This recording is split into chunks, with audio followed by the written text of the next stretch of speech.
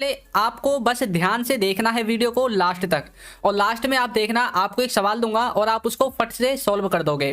तो देखिए टेंस, और उसके नीचे मैंने लिखा हुआ है पीपीएफ। टेंस, इसका मतलब है कि टेंस को 3 भागों में बांटा गया है, प्रेजेंट, पास्ट और फ्यूचर। अब देखिए ये जो टेंस है इनमें प्रेजेंट, पास्ट और फ्यूचर को अलग से 4 भागों में डिवाइड किया गया है, जिन्हें आप पहले से जानते हैं, फिर भी हम एक बार इन्हें देख लेते हैं। तो ये जो 4 भाग हैं इनमें से एक है इंडेफिनिट टेंस, एक है कंटिन्यूअस टेंस, एक है परफेक्ट टेंस और एक है आपका परफेक्ट कंटिन्यूअस टेंस। अब जो ये इंडेफिनिट टेंस है और कंटिन्यूअस टेंस है और परफेक्ट टेंस है और परफेक्ट कंटिन्यूअस टेंस है, इन चारों को ही हम एक एक बार अच्छे से समझ लेते हैं कि इनका आखिर मतलब है क्या। और यहाँ पर रटना मना है, आपको रटने नहीं है, समझना है सिर्फ कि आखिर इनका एक्चुअल मीनिंग है क्या। तो यहाँ पर देखिए मैं आपको एक एक करके इन सब के बारे में बताऊंगा और एग्जाम्पल भी आपको दूंगा, जिससे कि आपका जो टॉपिक है वो बिल्कुल क्लियर हो जाए। अब देखिए कैसे। पहले हम देखेंगे इंडेफिनेट के बारे में। इंडेफिनेट का मतलब होता है जिसकी शुरुआत और अंत ना पता हो। आपको मुझे पता है ये समझ में नहीं आएगा ऐसे। पहले एग्जाम्पल देखिए, जैसे कि वह बोलता है, तो इसकी इंग्लिश बनेगी ही स्पीक्स। अब ये कैसे बनी, इसका स्ट्रक्चर मैं आपको इसके बाद बताऊंगा, लेकिन यहाँ पर गौर करने वाली बात यह है, वह बोलता है। अब हमें ये नहीं पता कि वह कब से बोलता है और कब तक बोलता रहेगा, तो इसलिए मैंने आपको बोला इंडेफिनेट के अंदर वो वाले सेंटेंसेस आते हैं जिनके अंत और शुरुआत के बारे में हमें ना पता हो। जैसे कि वह स्कूल जाता है, अब ये नहीं पता कि कब से स्कूल जाता है और कब तक जाता रहेगा। वह पढ़ता है, वह खेलता है, वह सोता है, सूर्य पूर्व दिशा से उगता है, तो ये नहीं पता कि कब से ये कार्य हो रहे हैं और कब तक होते रहेंगे। तो इस तरह के सेंटेंसेस को हमें रखना पड़ता है इंडेफिनेट में। इंडेफिनेट अपने आप में एक देखिए क्या है, एक होता है डेफिनेट यानी कि पक्के तौर पर, और एक होता है इंडेफिनेट जिसे आप पढ़ रहे हैं, यानी कि जिसके बारे में हमें पक्का नहीं पता है। तो इस तरह से आप इंडेफिनिट टेंस को समझोगे। अब नेक्स्ट है हमारा इसमें कंटिन्यूअस। कंटिन्यूअस का मतलब देखिए क्या होता है, इसका मतलब होता है जो लगातार चल रहा हो, यानी कि जो कार्य आपका प्रेजेंट में भी लगातार चल रहा हो, पास्ट में भी लगातार चल रहा हो, या फिर आने वाले समय में यानी कि फ्यूचर में लगातार चल रहा होगा। तो यदि आपको प्रेजेंट का वाक्य बनाना है तो प्रेजेंट में लगातार चल रहा होना चाहिए वह कार्य, पास्ट का बनाना है तो पास्ट में वह कार्य रेगुलर चल रहा होना चाहिए, और फ्यूचर का बनाना है तो फ्यूचर में वो कार्य रेगुलर चल रहा होना चाहिए। तो इस तरह से आप प्रेजेंट कंटिन्यूअस, पास्ट कंटिन्यूअस और फ्यूचर कंटिन्यूअस इन तीनों को बना लोगे तो जो कार्य रेगुलर चल रहा हो। एग्जाम्पल देखिए, वह खेल रहा है, तो कैसे बोलोगे, ही इज प्लेइंग।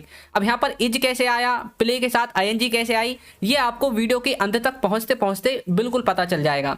तो यह क्या है, वह खेल रहा है, तो ये प्रेजेंट का वाक्य है कि वह प्रेजेंट में खेल रहा है, इस तरह से। नेक्स्ट देखिए, नेक्स्ट है इसमें हमारा परफेक्ट। परफेक्ट का मतलब देखिए आप क्या समझते हैं। परफेक्ट अपने वर्ड से ही डिफाइन है कि कोई कार्य परफेक्टली हो चुका है, यानी कि जो पूरी तरह से शुरू या फिर खत्म हो गया हो। उन सभी कार्यों को बताने के लिए हमें यूज करना पड़ता है परफेक्ट टेंस का। या तो वो कार्य पूरी तरह से खत्म हो गया है या फिर पूरी तरह से शुरू हो गया है, प्रेजेंट में, पास्ट में या फिर फ्यूचर में। यदि प्रेजेंट का वाक्य बनाना है तो प्रेजेंट में वो कार्य खत्म हो गया होगा या फिर शुरू हो गया होगा। अगर फ्यूचर का बनाना है तो यही शुरू और खत्म फ्यूचर के लिए होंगे, और यदि पास्ट का वो वाक्य है तो पास्ट में ही खत्म हो गया होगा या फिर पास्ट में ही शुरू हो गया होगा। इस तरह से आपको परफेक्ट को समझना है। अब देखिए कैसे, वह खा चुका है, तो इसकी जो इंग्लिश बनेगी ही हैज ईटन, वह खा चुका है, इस तरह से। तो वह खाने का कार्य खत्म कर चुका है, इस तरह से आप बोल सकते हैं। अब नेक्स्ट है हमारा परफेक्ट कंटिन्यूअस। इसका मतलब होता है परफेक्ट प्लस में कंटिन्यूअस, यानी कि इसमें परफेक्ट का कुछ भाग यूज होगा और कुछ कंटिन्यूअस टेंस का भाग यूज होगा, तभी तो मिलकर बना है परफेक्ट कंटिन्यूअस। यानी कि परफेक्टली पास्ट में या प्रेजेंट में शुरू भी हो चुका है और वो कंटिन्यूटी में भी है। जैसे कि वह सुबह से खेल रहा है, अब यहाँ पर क्या है, उसने ये कार्य पास्ट में यानी कि सुबह शुरू कर दिया और अब भी यह चल रहा है, कंटिन्यूअस में है, तो कैसे बोलोगे, he has been playing since morning. इस तरह से आप इसे समझोगे। तो यानी कि जब कोई कार्य पास्ट से शुरू हो या फिर प्रेजेंट से ही शुरू हो, यदि प्रेजेंट का वाक्य है, पास्ट का वाक्य है तो पास्ट से शुरू होगा और रेगुलर चल रहा है, तब आपको यूज करना है परफेक्ट कंटिन्यूअस का। तो आपको ये चारों चीजें अच्छे से समझ में आ गई हैं। अब हम बात करते हैं इनके स्ट्रक्चर के बारे में। तो देखिए इनके स्ट्रक्चर में आपको मैंने एक स्क्रीन पर दिखा दिया है, एक जो टेबल है यहाँ पर, पहला है स्ट्रक्चर और दूसरा है हेल्पिंग वर्ब। अब जो स्ट्रक्चर है इसमें सिंपल टेंस में ये वाला स्ट्रक्चर यूज होगा, यदि आपको नेगेटिव बनाना है तो ये वाला स्ट्रक्चर यूज होगा, और यदि आपको इंटरोगेटिव बनाना है तो आपको इस वाले स्ट्रक्चर को यूज करना है, और इंटरोगेटिव नेगेटिव के लिए इस वाले स्ट्रक्चर को यूज करना है। अब यहाँ पर मैंने लिख रखी है helping verb, subject, verb, object. तो सब्जेक्ट वो होता है जो कार्य को करता है, वर्ब वो होगी जो कार्य आप करोगे, और ऑब्जेक्ट वो होगा जिस पर सब्जेक्ट कार्य करेगा। और हेल्पिंग वर्ब मैंने नीचे लिखी हुई है, प्रेजेंट के लिए ये वाली, पास्ट के लिए ये वाली, और फ्यूचर के लिए ये वाली हेल्पिंग वर्ब यूज होगी। अब यहाँ पर ऊपर लिखा हुआ है इंडेफिनेट V1, तो इंडेफिनेट टेंस में वर्ब की फर्स्ट फॉर्म, कंटिन्यूअस में लिखा हुआ है V1 प्लस ING, तो कंटिन्यूअस में वर्ब की फर्स्ट फॉर्म के साथ ING, और परफेक्ट में लिखा हुआ है V3। तो इस तरह से आप इसे बनाओगे। अब नीचे मैंने इनका स्ट्रक्चर लिख दिया है कि आपको किस तरह से इन्हें यूज करना है। तो सब्जेक्ट आपको पता चल गया, हेल्पिंग वर्ब पता चल गई, वर्ब पता चल गई, ऑब्जेक्ट पता चल गया।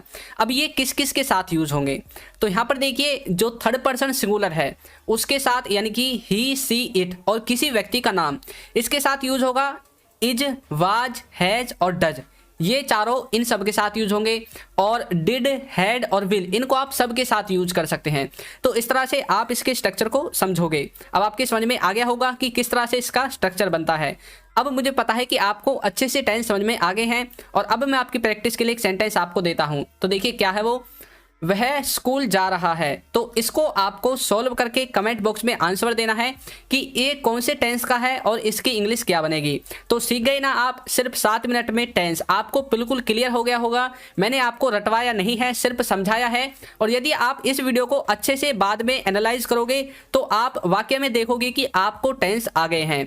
तो आज की वीडियो में इतना ही, मिलते हैं किसी नेक्स्ट टॉपिक के साथ अगली किसी वीडियो में। तो चैनल को सब्सक्राइब, वीडियो को लाइक और एक अच्छा सा कमेंट करना बिल्कुल ना भूलें। Thank you.